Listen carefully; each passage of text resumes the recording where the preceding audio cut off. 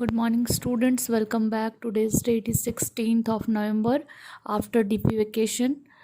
थोड़ा कंसंट्रेट करते हैं अब हम लोग क्लास के ऊपर. DP means Diwali puja, not Durga puja. Okay, make it clear first. तो इसके पहले का जो हमारा टॉपिक था वो था इक्वेशन ऑफ ट्रिग्नोमेट्रिक फंक्शंस और trigonometric equations, and we were finding their principal values for the given trigonometric equations. Now today's topic is totally different and new for you all, and most important topic इसमें, इस topic का नाम है set theory, जो आपके book में R S Agarwal book NCERT book में sets के नाम से दिया गया है. और इसमें आप सिर्फ इसी चैप्टर में इसके कॉन्सेप्ट को नहीं डिस्कस करने वाले हैं. आप इसके कॉन्सेप्ट को कैलकुलस में, प्रोबेबिलिटी में, परमुटेशन कॉम्बिनेशन में, और ऐसे बहुत सारे टॉपिक्स हैं फर्स्ट ईयर के लिए, सेकेंड ईयर के लिए, और फर्दर अगर आप मैथमेटिक्स के साथ जाना चाहते हैं तो उन सब पॉइंट ऑफ व्यू को देखते हुए बहुत ही इम्पॉर्टेंट टॉपिक है आपके लिए. बड़ा छोटा सा डेफिनेशन है इसका कि सेट किसको कहते हैं, बट उस छोटे से डेफिनेशन के अंदर में बहुत बड़ा मीनिंग छुपा हुआ है. आप इसको देखिए. आज हम लोग कुछ बहुत ज़्यादा डेप्थ में नहीं जाने वाले हैं, 2-3 टॉपिक के ऊपर में बात करेंगे जो कि सेट थ्योरी से रिलेटेड है. सबसे पहला जो क्वेश्चन आपके दिमाग में पुट होना चाहिए, समझ में आना चाहिए कि सेट क्या चीज़ होती है. What is set? एक बड़ा छोटा सा डेफिनेशन दिया गया है, सिर्फ और सिर्फ 1 सेंटेंस का है. Set is well defined collection of objects. इसी में सारी चीज़ें छुपी हुई. ये जो अंडरलाइंड पार्ट आप देख रहे हो, वेल डिफाइंड कलेक्शन, यही आपको डिफाइन करता है सेट थ्योरी को. मेजर पार्ट हमारा यही है, इसी को हमें समझना है. मैंने लिखा है यहाँ पे, set is well defined collection of objects. Object कहने का मतलब involved member, involved element, involved family, और उसको हम लोग ऑब्जेक्ट बोल सकते हैं. हमारा मेन जो फोकस है वो इसके ऊपर है, वेल डिफाइंड कलेक्शन. यहाँ पे मैंने लिखा उसका क्या मतलब है. वेल डिफाइंड कहने का मतलब बहुत अच्छी तरीके से डिफाइन किया हुआ होना चाहिए. ऐसे कुछ टॉपिक्स का, ऐसे कुछ सब्सटेंस का, ऐसे कुछ आप बोल सकते हो सीक्वेंस का जो आप कलेक्शन करोगे उसे क्या कहेंगे? सेट कहेंगे. उसके नीचे लाइन में लिखा है मैंने, collection should not be change person to person. मतलब मीनिंग ऑफ कलेक्शन, यहाँ पे मैं अगर लिख दूँ मीनिंग ऑफ कलेक्शन तो ज़्यादा क्लियर होगा. Meaning of collection should not change person to person. मतलब अगर किसी कलेक्शन के बारे में हम लोग बात कर रहे हैं, उस पर्टिकुलर कलेक्शन को लेकर आपके दिमाग में कुछ दूसरी बातें आती हैं और मेरे दिमाग में कुछ दूसरी बातें आती हैं. हम लोग दोनों अलग अलग तरीके से सोचते हैं. वो 2 डिफरेंट वेज ऑफ थिंकिंग है, वो नहीं होना चाहिए किसके साथ? सेट के साथ. इसको बहुत ही अच्छे तरीके से हम लोग समझ सकते हैं. We have 2 better and best examples for understanding what is set. First example I have written here, top 5 actors of Bollywood. Bollywood तो सब जानते हो, it's very easy type of example for you. मैंने 2 स्टूडेंट को class से choose किया. एक का नाम है बबली और दूसरे का नाम है अनीता. मैंने दोनों से पूछा कि टॉप 5 एक्टर्स ऑफ बॉलीवुड के नाम बताइए. बबली ने अपने फेवरेट एक्टर्स के नाम बताए. मैंने यहाँ पे शॉर्ट नेम यूज़ किया है, Amitabh Bachchan, Shahrukh Khan, SK means Salman Khan, AK means Akshay Kumar, and AD means Ajay Devgan. ठीक है, बबली ने ये 5 नाम अपने तरीके से बताए. अनीता ने क्या कहा? ऋतिक रोशन. थोड़ा इसको दूसरा कुछ सोच लेते हैं. हाँ, रणवीर कपूर, रणवीर सिंह. इसको ऋतिक रोशन मान लेते हैं. ठीक है, तो मैं इसमें चेंज कर देती हूँ, Hrithik Roshan, Shahid Kapoor, and TS for Tiger Shroff. Okay, there are 2 different type of thinking is coming here हम लोग बहुत आसानी से देख सकते हैं। दो लोगों से अगर हमने पूछा 5 टॉप एक्टर्स ऑफ बॉलीवुड, तो दो लोगों ने अपने अपने तरीके से 5 अलग अलग हीरो के नाम बताए हैं, इसमें भी अलग और इसमें भी अलग। This is also called collection and this is a collection also, but see the thinking of 2 person is different here. ठीक है ना, बबली ने अलग तरीके से सोचा है, अनीता ने अलग तरीके से सोचा है, यहाँ पे दोनों के सोच में फ़र्क आ रहा है। It is not well defined. तो प्रॉब्लम कहाँ हो गई? प्रॉब्लम इस वर्ड के साथ में हो गया, टॉप वर्ड के साथ में। Top word is not properly defined for finding the same answer. किसी को लगता है अमिताभ बच्चन टॉप हैं, किसी को लगता है रणवीर कपूर टॉप हैं, किसी को लगता है कुछ, किसी को लगता है कुछ। तो यहाँ पे टॉप वर्ड जो है वो बहुत प्रॉपर तरीके का मीनिंग आपको नहीं दे रहा है, वेल डिफाइंड नहीं है। आंसर हमारा वेरी कर रहा है दो अलग अलग लोगों के लिए, इसलिए ये जो सीक्वेंस हमें मिल रहा है, ये जो कलेक्शन हमें मिल रहा है, this is not a set. ठीक है, तो example 1 is not a set. मैंने कुछ इंपॉर्टेंट जो सेक्शंस हैं हमारे उसको ऑलरेडी हाईलाइट किया हुआ है, तो उसको आप फोकस कीजिएगा। Now we are taking example number 2, odd natural numbers smaller than 10. Before going in this example, you should know what is natural numbers. You all knows natural number starts from 1 and goes up to the infinity. Question आपका है odd natural numbers smaller than 10. सबसे पहले बात आती है natural number की, विच starts from 1। Then हम देख रहे हैं कि यहाँ ऑड की बारी आती है। ऑड का मतलब फिर बबली से पूछा गया, odd natural numbers smaller than 10, 1 3 5 7 9। Babli ने आंसर दिया 1 3 5 7 9। This whole is making a collection. फिर अनीता से पूछा गया, अनीता ने भी आंसर किया 1 3 5 7 9। See there is no change of getting the answer for getting our answer. मतलब कि ये जो टर्म है ना, odd natural number smaller than 10, which is fully well defined, इसीलिए एग्जाम्पल 2 को हमने सेट का। आई होप कि ये दोनों एग्जाम्पल आपको बहुत ज़्यादा क्लैरिटी दे रहे होंगे कि सेट किसे कहेंगे।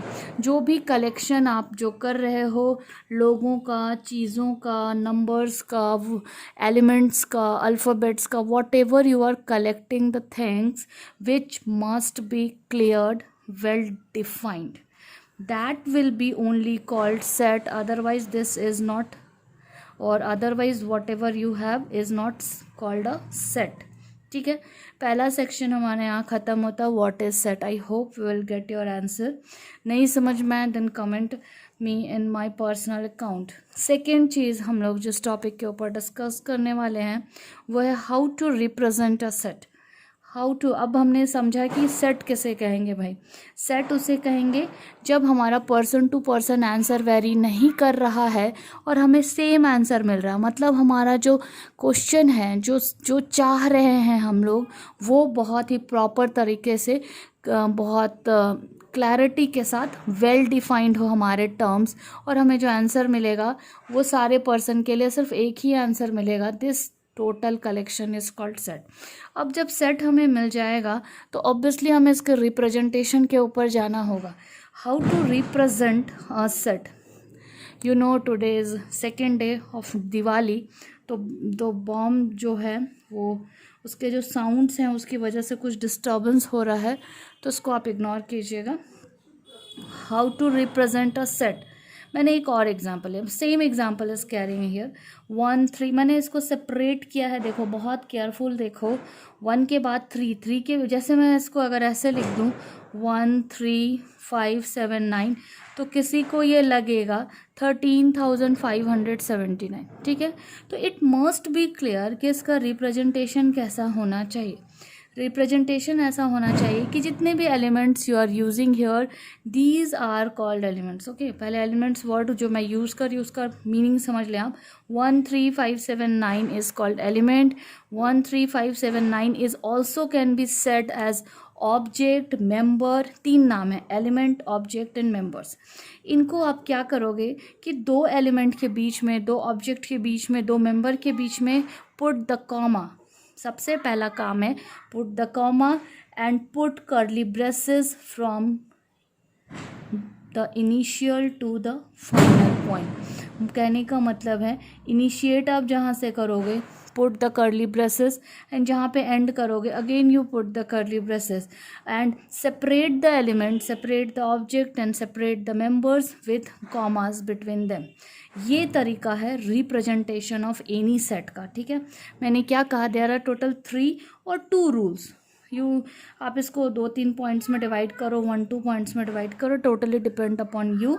सबसे पहले मैंने कहा कि आप जिनके पास जितने एलिमेंट्स हैं put the commas between them and put the curly braces from at the initial point and at the final point. ये आपका टोटली जो रिप्रेजेंटेशन हो रहा है वो किसके लिए है, सेट के लिए। एक और दूसरी बात है, किसी भी सेट को रिप्रेजेंट करने के लिए हम लोग ऑलवेज कैपिटल लेटर यूज़ करते हैं। क्या यूज़ करते हैं, ऑलवेज कैपिटल लेटर यूज़ करते हैं। मेरा मन हुआ मैंने यहाँ ए से शुरू किया, ABCDEF whatever you want you can choose the alphabet but it is must be in capital form. A is equal to, see the representation, A is equal to, open the curly braces, put the commas between the elements and then close with the curly braces. Okay, this is the whole process for representation of any set. Now ये तो हो गया कि आपने यहाँ पे mathematics के numbers लिए हैं तो आपने कॉमास पुट किए। The second important thing is now the third example I have taken here vowels in English alphabet. I hope आपको क्लियर दिख रहा होगा, वॉवल्स ऑफ इंग्लिश अल्फ़ाबेट। तो सारे लोगों के लिए किसी से भी आप पूछोगे vowels of English alphabet, everybody will say AEIOU। ठीक है, AEIOU, but the most important thing you must be keep it in your mind, AEIOU must be in small letters. मतलब elements, objects, members should be in small letters. Again we are doing the same process here, we are writing here a capital letter B। हमारा मन हुआ मैंने B लिया, is equal to, open the curly braces, put the commas between the element and then close the curly braces. This whole process is called representation of set. फिर fourth example मैंने लिया, solution of quadratic equation. Find the solution of quadratic equation x² is equal to 4. Everybody can get answer -2 and 2. Then again, how to represent a set? I have taken a set named is C is equal to, open the curly bracket, put the commas between the elements and then close the curly bracket. See, this is the process of representation of set. Okay. अब इसके बाद बारी आती है representation of set can be show और can be denoted by 2 forms. पहला form है, first form is known as roster form और क्या इसका सेकेंड नेम है टेबुलर फॉर्म। ठीक है, टेबुलर और रोस्टर फॉर्म मतलब स्ट्रेट फॉरवर्ड आपको टेबल के फॉर्म में आपके आंसर्स शो होंगे। These type of forms are called roster form and tabular form and the second type is called set builder form. Set builder form, what is the meaning of set builder form? किसी भी set को built करने वाला form, built करने वाला मतलब बनाने वाला फॉर्म। ठीक है, सेट बिल्डर फॉर्म मतलब ये जो फॉर्म है ना वो आपको डायरेक्टली किसी भी सेट के प्रॉपर्टी को डिफाइन करेगा, उसके डेफिनेशन को डिफाइन करेगा। And what is the meaning of this? ये जो प्रॉपर्टीज़ ऑफ द सेट होगा उसको डायरेक्टली वर्ड्स में लिखना, उसको नंबर्स में लिखना, ये काम रोस्टर फॉर्म करता है और टेबुलर फॉर्म करता है। And set builder form always gives you the property और the definition of the collection जो भी है आपके पास। ठीक है, तो यहाँ अभी आपका जो वीडियो है वो चल रहा है, चलो मैं थोड़ा और इसको कैरी ऑन कर देती हूँ। मैंने अभी आपको बताया representation of set can be taken as in the 2 forms, roster form and set builder form. इसको एग्जाम्पल से समझते हैं। फिर से मैंने उसी एग्जाम्पल को कैरी किया है, odd natural numbers smaller than 10। ये जो प्रॉपर्टी बता रहा है, किसी भी सेट की प्रॉपर्टी को बता रहा है, ऑड नेचुरल नंबर, ऑड किसका? नेचुरल नंबर का। कहाँ तक? 10 तक। ये इसको क्या बोलेंगे ना, सेट बिल्डर फॉर्म। ठीक है, इसी को डायरेक्टली लिखना, what will be the answer 1 3 5 7 9। A हमने एक कैपिटल वर्ड यूज किया, equal to, open the curly braces, put the commas between the element and close the curly braces. This form is called tabular form और a roster form. ठीक है, तो I hope आप समझ पा रहे होंगे। सेट बिल्डर फॉर्म ना वर्ड्स में लिखे होते हैं, प्रॉपर्टीज़ को डिफाइन करता है, और टेबुलर फॉर्म और रोस्टर फॉर्म किस में होते हैं, नंबर्स में होते हैं। ठीक है, फिर से लिखो, सेट बिल्डर फॉर्म मतलब, अब इसका ये प्रॉपर तरीका लिखने का, एक्स वो है जिसके बारे में हम लोग बात कर रहे हैं, क्या है वो, एक ऑड नेचुरल नंबर है, किससे छोटा, स्मॉलर देन 10, और रोस्टर फॉर्म क्या है, डायरेक्ट उसका आंसर। ठीक है, फिर से हमने एक एग्जांपल लिया वॉवेल्स के लिए, एक्स क्या है यहाँ पे, वो वॉवेल्स है किसका, इंग्लिश अल्फ़ाबेट का, उसका आंसर क्या है, A E I O U, capital letter, curly bracket open, put the commas between the elements and close the curly braces. अभी हम लोग यहाँ पे फिर से मैंने एक एग्जांपल दिया हुआ है, एक मोस्ट इम्पॉर्टेंट सेक्शन जो हमारे यहाँ पे छूट रहा था, जिसको मैंने यहाँ हाईलाइट किया हुआ है। टैबुलर फॉर्म में कोई भी element will not be repeated, this is the main concept of set theory. Set theory के कॉन्सेप्ट में आप किसी भी एक एलिमेंट को, किसी भी एक नंबर को 2 बार नहीं लिख सकते, will not be repeated in your answer. Example के तौर पे मैंने स्कूल वर्ड यूज़ किया है, स्कूल वर्ड है SCHOOL, ओ यहाँ पे 2 बार आया है। ठीक है, बट अगर हमें इसे सेट के फॉर्म में रिप्रेजेंट करना होगा तो ओ हम लोग देखो यहाँ पे एक ही बार लिख रहे हैं। लेटर ऑफ वर्ड स्कूल, ये इसकी प्रॉपर्टी डिफाइन कर रहा है, तो ये सेट बिल्डर फॉर्म है। ये किस में लिखा, मैंने कैपिटल में लिख दिया। मैंने थोड़ी देर बताया, पहले बोला कि एलिमेंट्स को स्मॉल लेटर में लिखते हैं, कोई इशू नहीं है, आप इसके साथ जा सकते हो। ठीक है, स्मॉल लेटर्स में लिखा, ओ को हमने रिपीट नहीं किया है। अब बारी आती है इसकी। ठीक है, concept of belongs to, belongs to का मतलब है आप जिस चीज़ से संबंधित है। सबसे आसान एग्जाम्पल है, इफ़ यू आर बिलोंग, सबसे पहला एग्जाम्पल, सबसे इजी एग्जाम्पल, आप अगर इस वर्ल्ड के मेंबर हैं तो आप किसी ना किसी फैमिली से आते हैं, दैट फैमिली को आप क्या कर रहे हो, बिलोंग कर रहे हो, मतलब आप उस पर्टिकुलर फैमिली से रिलेटेड हैं। This is called belongs to. इसी कॉन्सेप्ट को हम लोग सेट थ्योरी में अप्लाई करने वाले हैं। फिर से मैंने वही एग्जांपल कंसिडर किया 1 3 5 7 9। यहाँ मैंने कहा this is a sign of belongs to ना, ये ऐसा type sign, this sign is called belongs to. पढ़ते कैसे हैं, 1 बिलोंग्स टू ए, देखो ए के पास 1 है, 3 belongs to A, 5 belongs to A, 7 belongs to A, 9 belongs to A. मतलब ये 1 3 5 7 9 is a part of the set A, मतलब ये फैमिली के मेंबर है। बट क्या 2 है क्या, नहीं ना, तो 2 को हमने क्या लिखा, which not belongs to. 2 is cross किया हुआ है, मतलब नॉट बिलोंग्स टू। ये क्या है, बिलोंग्स टू, और ये क्या है, not belongs to. Again 4 is not belongs to A, 6 is not belongs to A, 8 is not belongs to A, 10 is not belongs to A. इसके तुरंत बाद देखो, इसको मैंने वर्ड्स में भी लिख दिया, ओके। इसके तुरंत बाद हम लोग डिस्कस करेंगे मैथमेटिकल सेट, बट ये बहुत बड़ा सेक्शन है, इस वीडियो के साथ कंटिन्यू नहीं होगा। I will send you this concept in our next video. Thank you for today.